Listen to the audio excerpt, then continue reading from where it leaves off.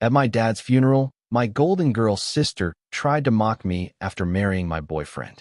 But when my husband showed up, their faces turned pale. The next morning, I woke up with 56 missed calls from my mom. Hello. Thank you for your continuous support. This means a lot to us. If you enjoy the stories we share, kindly subscribe to this channel. It will be great if you can leave a comment on which city you are watching from. We might just give you a shout out in our next story. Today's special shout out goes to Dion Arnold from Atlanta. We are glad you enjoy our stories. Now let's dive into the details of today's story. I grew up in a house where I was a ghost. Not the kind that haunts, but the kind nobody sees. My sister, Claire, was the sun, and I was the shadow trailing behind her, always there but never noticed. I remember the day she starred in the school play when we were kids. I was 10, she was 8, and she forgot half her lines, stumbling through the dialogue like she was reading a grocery list. But Mom and Dad clapped like she'd won an Oscar. Our little star. Mom gushed, her eyes glowing with pride. I sat there in the auditorium, clutching my science fair trophy. First place for a solar-powered car I'd built from scratch. My hands were sweaty, my heart pounding, waiting for them to turn to me, to say, "Ellie, we're proud of you." But they didn't. Dad just ruffled Claire's hair and said, "You're gonna be something special, kiddo." I wanted to scream, "What about me?" But I didn't. I never did.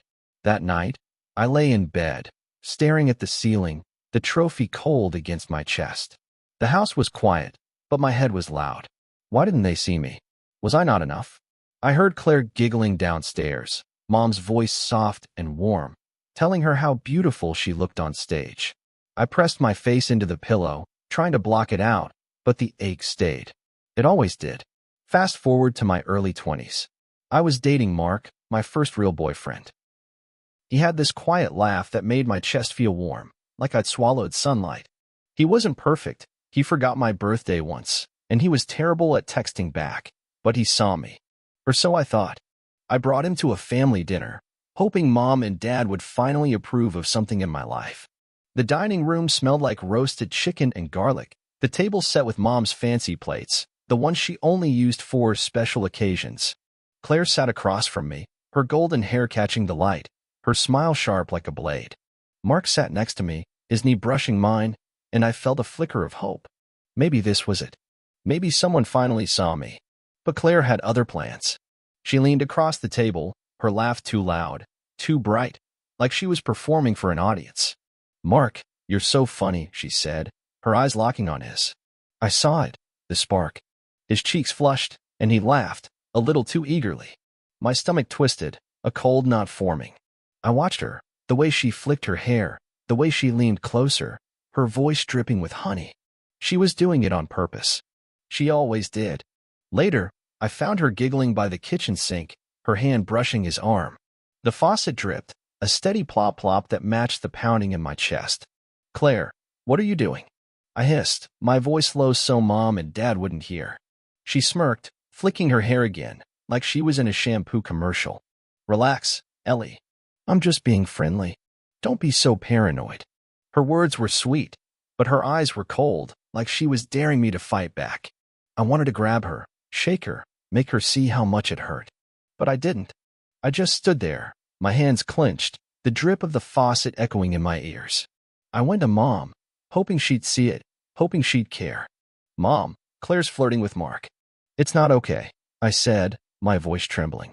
She sighed, like I was a child whining about a toy. "Ellie, don't make a fuss. Claire's just having fun. You're overreacting." She turned back to the dishes, her hands scrubbing a plate, the water splashing.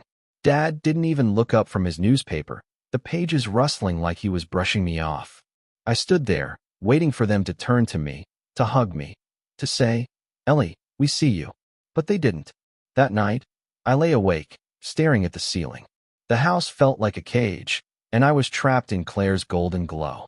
The walls seemed to close in, the air thick with the smell of Mom's lavender candles, the sound of Claire's laughter echoing from downstairs. I thought about Mark, about the way he'd looked at her, about the way Mom and Dad looked at me, like I was nothing. I pressed my hands to my chest, trying to hold myself together, but the ache was too big. I didn't know it then, but the bars were about to snap. Something had to give, and soon it would. Mark left me on a rainy Tuesday. I remember the sound of the rain tapping against the window, like it was mocking me, a steady tap tap tap that wouldn't stop. He stood in my apartment, his hands stuffed in his pockets, his eyes darting around like he couldn't look at me. "Ellie, I'm sorry," he said, his voice low, almost a whisper. "It's Claire. She's different. Exciting." My throat burned, a sharp, hot ache, but I didn't cry. Not in front of him. I stared at him, at the man who'd laughed with me, held my hand, promised me forever. "You're choosing her?" I whispered, my voice cracking. He nodded, his eyes finally meeting mine, and I saw it. Guilt, but not enough. Not enough to stay. And just like that, he was gone, the door clicking shut behind him, the rain swallowing his footsteps. I sat there, staring at the empty space where he'd stood, the room suddenly too big, too quiet. The rain kept tapping, and I felt it in my chest, like my heart was breaking in rhythm. I wanted to scream, to throw something, to make the pain stop. But I just sat there, my hands trembling, my breath shallow. I thought about Claire, about her smirk, her golden hair, the way she'd stolen him like he was a trophy. And I thought about Mom and Dad, about how they'd let her. I ran to them that night, desperate for someone to care. The drive to their house was a blur, the rain streaking across my windshield, the wipers squeaking. I burst through the door, my hair wet, my eyes wild. "Mark left me for Claire," I said, my voice shaking, my chest heaving. Mom frowned, but not at Claire. At me. "Ellie, Claire deserves happiness," she said, her voice sharp, like I was the problem. "Mark chose her. You'll find someone else." Dad just grunted, flipping the TV channel, the sound of a laugh track filling the room. I stood there, waiting for them to see me, to hug me, to say, "You're enough." But they didn't. Mom turned back to her knitting, the needles clicking, and Dad stared at the screen, his face blank. I felt like I was drowning, the air thick, my lungs tight. That's when I knew I had to leave. I packed a suitcase that night, my hands shaking as I stuffed clothes, a few books, my old camera into the bag. The house was quiet, the rain still tapping, and I felt like a thief, sneaking out of my own life. I left a note on the kitchen table, my handwriting messy. "I'm gone. Don't call." I drove to the city, the headlights cutting through the dark, the rain smearing the world outside.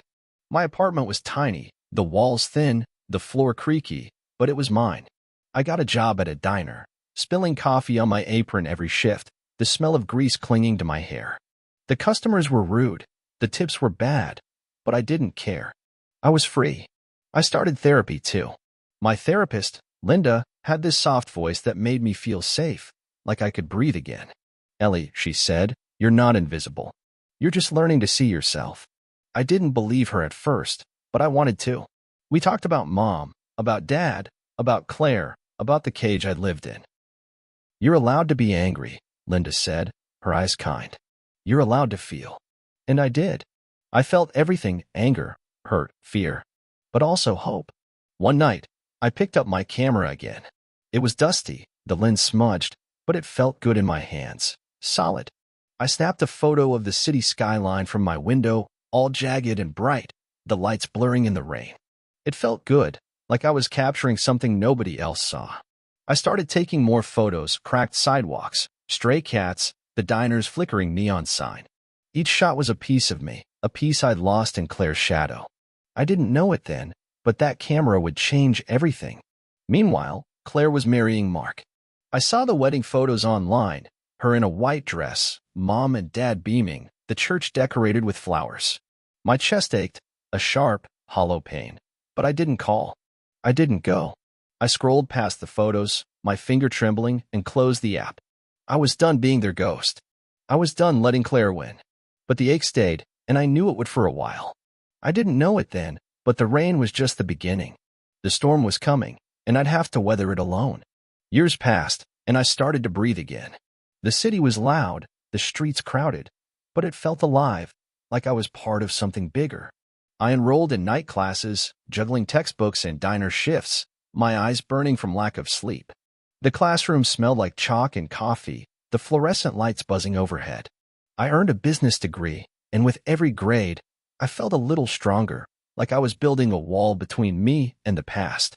My professors were tough, but fair, and one of them, Ms. Carter, pulled me aside after class one night. Ellie, she said, her voice firm, you've got potential. Don't let anyone tell you otherwise. I nodded, my throat tight, and for the first time, I believed it. I opened a photography studio in the city, just a small room with exposed brick walls and a creaky door. The rent was high, but I didn't care. It was mine. I hung my photos on the walls, cracked mirrors, city shadows, stray dogs, and waited for clients. My first was a nervous bride, Emily, who wanted candid shots for her wedding. She fidgeted with her veil, her eyes wide. I just want to look real, she said, her voice shaky. I smiled. You already are. I caught her laughing, her eyes sparkling, and when she saw the photos, she cried.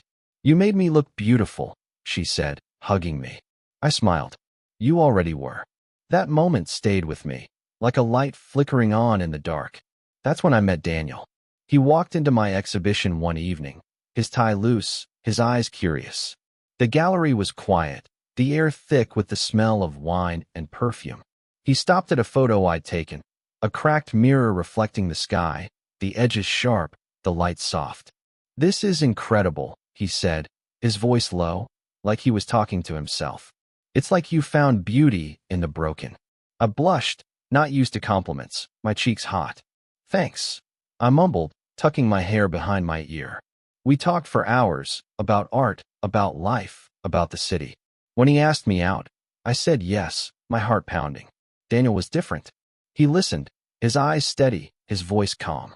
We went for coffee, the cafe warm and cozy, the smell of cinnamon filling the air. I told him about my family, about Claire, about the cage I'd escaped. He didn't judge. You don't owe them anything, he said, his hand brushing mine. But you owe yourself everything. His words stayed with me, like a lifeline. We started dating, and he became my rock, my safe place. He'd show up at the studio with takeout, his smile warm, and we'd eat on the floor, laughing about nothing. I felt seen, for the first time in years. Meanwhile, Claire's life was everywhere. Instagram posts of her and Mark, Mom's voice on the phone gushing about their perfect marriage. I called home sometimes, just to check in, but it was always the same. Claire's doing so well, Mom said, her voice bright. She's so happy. They're thinking of buying a house. I wanted to scream, what about me? But I didn't. Instead, I hung up, the phone heavy in my hand, and went back to my camera, capturing shadows and light, broken things made whole.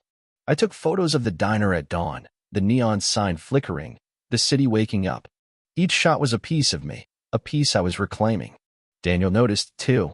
You're different when you shoot, he said one night, watching me edit photos on my laptop, the screen glowing in the dark. You're free. I smiled, my chest warm. I feel free, I said, and I meant it. But the past wasn't gone. It lingered, like a shadow I couldn't shake. I saw Claire's posts, her perfect smile, her perfect life, and it hurt. I saw Mom's comments, her heart emojis, her pride, and it stung. But I didn't let it win. I kept shooting, kept building, kept breathing. One night, Daniel took me to a rooftop, the city sprawling below us, the lights twinkling like stars. He kissed me, his lips soft, and I felt it, a spark, a warmth, a future. I love you, he said, his voice steady. I froze, my heart racing. I love you, too, I whispered, and I meant it. But the fear was there, too, the fear of losing him, of being invisible again. I didn't know it then, but the light was about to find me. And the shadows? They were about to grow darker. Claire's perfect life wasn't so perfect anymore.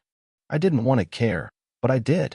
Lydia, my cousin, called me one night, her voice tight, like she was holding something back.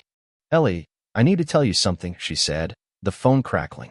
Claire's been talking about you, saying you abandoned the family. It's not true, but Aunt Margaret and Uncle Robert believe her. I sighed, leaning against the kitchen counter, the smell of coffee lingering in the air. Let them, I said, my voice flat. I'm done. But Lydia wasn't. She's not okay. Ellie, her marriage is falling apart. Mark's miserable at work, and Claire's, well, she's Claire. I listened, my chest tight, as Lydia told me more. Mark was stuck in a dead-end job at some tech company, always complaining, his ambition fading. Claire was bored, snapping at everyone, her charm slipping like a mask. She's mean now, Lydia said, her voice low. She yells at waiters, rolls her eyes at Mom. It's like she's angry at the world. I nodded, even though she couldn't see me. I knew that Claire, the one who'd always gotten everything, the one who'd stolen Mark like he was a prize. But now, the prize was tarnished, and she didn't know how to fix it. Mom and Dad still worshipped her, of course. Lydia told me how they'd brag about her at family gatherings, their voices loud, their smiles wide. Claire's so successful, Mom would say, her eyes shining. She's got it all. But Lydia saw the cracks. They're blind, she said, her voice sharp. They don't see her, and they never saw you. I felt a pang, but not for Claire. For me. For the girl I used to be.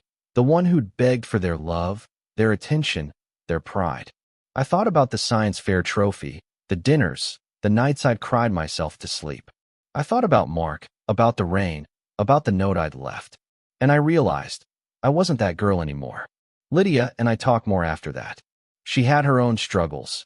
Her parents pushed her to be perfect, too.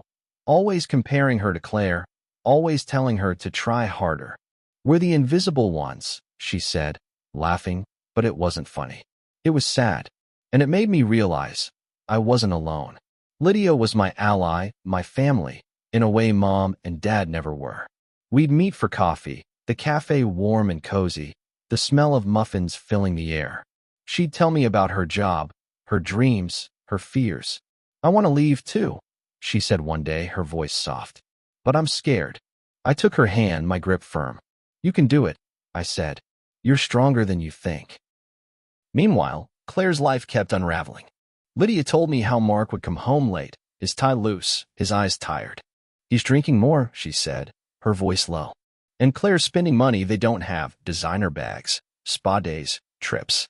I nodded, picturing it, Claire in her perfect dresses, her perfect hair, her perfect smile, but underneath, the cracks. I didn't want to care, but I did. Not for her, but for the girl I'd been, the one who'd lost everything to her. Daniel noticed, too.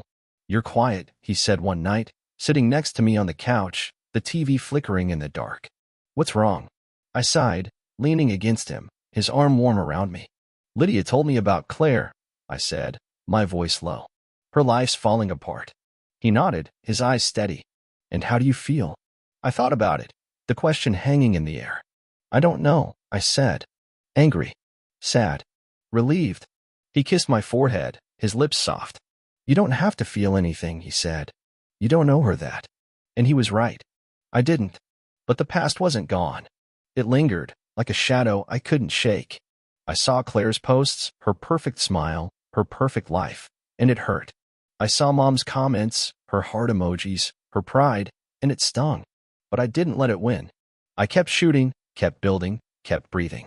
I took photos of the city at night, the streets empty, the lights glowing. Each shot was a piece of me, a piece I was reclaiming. I didn't know it then, but I'd need that strength soon. Because Dad was about to die, and everything was about to change. Dad's death hit me like a punch. Lydia called me one night, her voice shaky, the phone crackling. Ellie, Uncle Robert's gone, she said, her words sharp, like glass. Heart attack. The funeral's next week. I sat there, staring at my camera on the coffee table, my hands trembling. The room was quiet, the air thick, and I felt it. The ache, the guilt, the anger. I hadn't seen Dad in years, hadn't talked to him beyond those cold, one-sided phone calls. And now he was gone, and I didn't know how to feel. Should I go? I asked Daniel, my voice low, my chest tight. He took my hand, his grip firm, his eyes steady. Not for them, he said. For you. For closure. I nodded, my throat burning. I didn't want to see them, but I needed to say goodbye. To Dad, to the girl I used to be. The drive to the funeral was long, the highway stretching ahead, the sky gray and heavy. Daniel drove, his hands steady on the wheel, the radio playing softly. I stared out the window, the trees blurring past, my mind racing. What would Mom say? What would Claire do? I thought about the dinners, the trophies, the nights I'd cried myself to sleep. I thought about Mark, about the rain, about the note I'd left. And I thought about Dad, about the man who'd never seen me, never cared. I felt the ache, but also the strength. I wasn't that girl anymore. I was stronger. I was enough. The funeral was quiet, the air thick with tension, the smell of lilies and incense filling the room. Mom sat in the front row, her face tight, her eyes red. She avoided my gaze, her lips pressed into a thin line. Claire stood by the casket, her golden hair still perfect, her dress black and elegant. She smirked when she saw me, her eyes sharp, like she was sizing me up. I felt it, the old ache, the old anger, but I pushed it down. I wasn't here for her. I was here for me. She walked over, her heels clicking on the floor, the sound sharp, like nails on a chalkboard. My husband drove me here, she said, her voice dripping with mockery, like she was winning some game I didn't want to play. He's such a sweet man. I looked at her, at the girl who'd stolen everything, and I smiled, calm, steady. Daniel, I called, my voice clear, come sit by me. Mark's face went pale when he saw Daniel.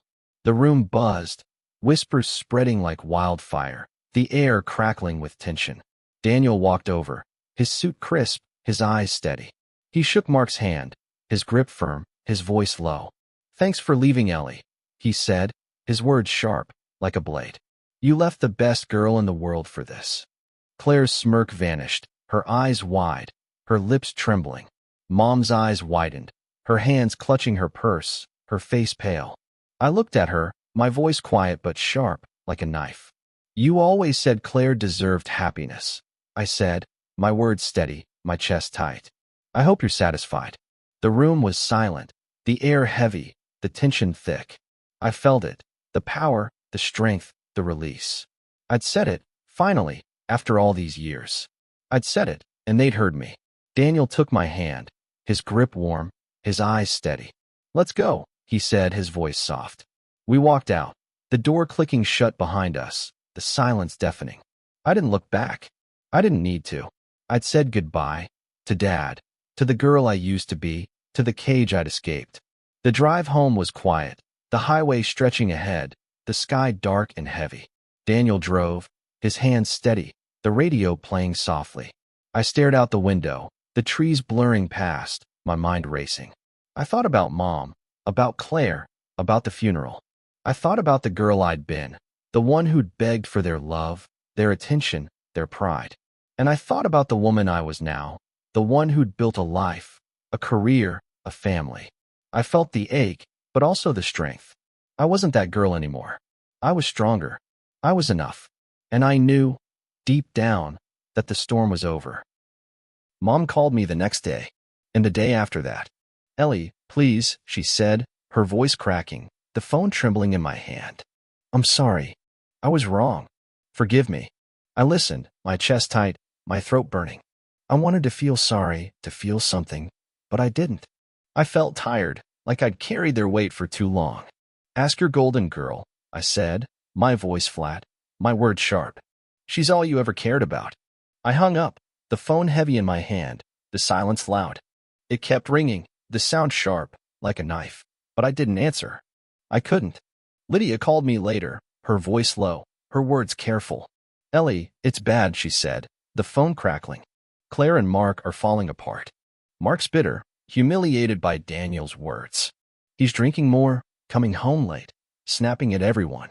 I nodded, picturing it, Mark in his suit, his tie loose, his eyes tired, his ambition fading. And Claire? I asked, my voice low. She's desperate, Lydia said, her words sharp. She's spending money they don't have, buying designer bags, spa days, trips. She's trying to keep up the perfect life, but it's crumbling. I listened, my chest tight, my mind racing. I didn't want to care, but I did. Not for her, but for me, for the girl I'd been, the one who'd lost everything to her. Lydia told me more. Mom was alone now, her golden child too busy to care. She's realizing now, Lydia said, her voice low. She's seeing the cracks, the mess. But it's too late. I nodded, picturing it, Mom in her empty house, the silence loud, the walls closing in. I thought about the dinners, the trophies, the nights I'd cried myself to sleep. I thought about the science fair, about Mark, about the Ray. And I realized I didn't owe her anything. I didn't owe Claire anything. I owed myself everything. Daniel noticed, too. "You're quiet," he said one night, sitting next to me on the couch, the TV flickering in the dark. "What's wrong?" I sighed, leaning against him, his arm warm around me. "Lydia told me about Claire," I said, my voice low. "Her life's falling apart. And Mom's begging for forgiveness." He nodded, his eyes steady. "And how do you feel?" I thought about it, the question hanging in the air. "I don't know," I said, my voice soft. "Angry, sad, relieved." He kissed my forehead, his lips soft. "You don't have to feel anything," he said, his voice steady. "You don't owe them that." And he was right. I didn't. I published my photography book that year. I called it Unseen, dedicated to those who were invisible but never gone. The launch was quiet, just me, Daniel, and a few friends, the gallery warm and cozy, the air thick with the smell of wine and perfume. I stood by the wall, my photos lining the room, cracked mirrors, city shadows, stray dogs. I looked at them, at the pieces of me, and I felt it, the strength, the pride, the release. Emily, the bride, came, her smile wide. "You did it," she said, hugging me. "You made it." I smiled, my chest warm. "I did," I said, and I meant it. Daniel and I started a foundation, too, with his help, support for young adults like me, kids from broken families. We met with social workers, lawyers, donors, the office bustling, the air thick with purpose. I told my story, my voice steady, my words clear. I was invisible, I said, my chest tight. But I'm not anymore. And they don't have to be, either. The room was quiet, the air heavy, and I felt it. The power, the strength, the release. My pain became purpose. And Claire? She was just an echo, fading in the distance, her golden glow dimming, her cracks showing. I didn't know it then, but the storm was over. I'd weathered it, and I'd come out stronger. I looked at Daniel, at Lydia, at the life I'd built, and I knew I was enough. I was always enough. Years later, a letter came. Mom's handwriting, shaky and thin, the envelope creased. I sat at the kitchen table, the light soft, the air quiet. "Ellie," it read, the words sharp, like glass. I was wrong. I favored Claire, and I lost you. I'm sorry. Please, forgive me. I read it once, my chest tight, my throat burning. I read it again, the words blurring, my hands trembling. I wanted to feel sorry, to feel something, but I didn't. I felt tired, like I'd carried their weight for too long. I set the letter down, the paper cold against my fingers, and I didn't cry. I didn't call. Forgiveness doesn't always mean fixing things. Sometimes it means letting go. And I did. I let her go. The gallery exhibition was that night. I stood by the wall, my photos lining the room, shadows, light, broken mirrors made whole. The air was thick with the smell of wine and perfume, the room buzzing with life. Daniel stood by me, his hand warm in mine, his smile steady. Lydia laughed with a client, her eyes bright, her voice warm. My chosen family, the ones who saw me. I stopped at a photo of myself as a child, a quiet, hopeful girl, sitting in the shadows, her eyes wide, her smile small. I looked at her, at the girl I'd been, and I smiled. "You're not invisible anymore," I whispered, my voice soft, my chest warm. I thought about the journey, about the pain, about the strength. I thought about the science fair, about Mark, about the rain. I thought about Claire, about Mom, about the cage I'd escaped. I thought about the diner, about the camera, about Daniel. I thought about the foundation, about the kids we'd helped, about the lives we'd changed. And I realized I'd stepped out of Claire's shadow, out of Mom's cage. I'd found my light, and it was mine, all mine. The room was quiet, the air heavy, and I felt it, the power, the strength, the release. I looked at Daniel, at Lydia, at the life I'd built, and I knew I was enough. I was always enough. And the storm? It was over. I'd weathered it, and I'd come out stronger. Thanks for listening. If you enjoyed this story, give it a thumbs up. It helps others find it too. Don't forget to subscribe and hit the bell for more stories like this. Drop a comment with your thoughts. We'd love to hear from you. See you in the next one.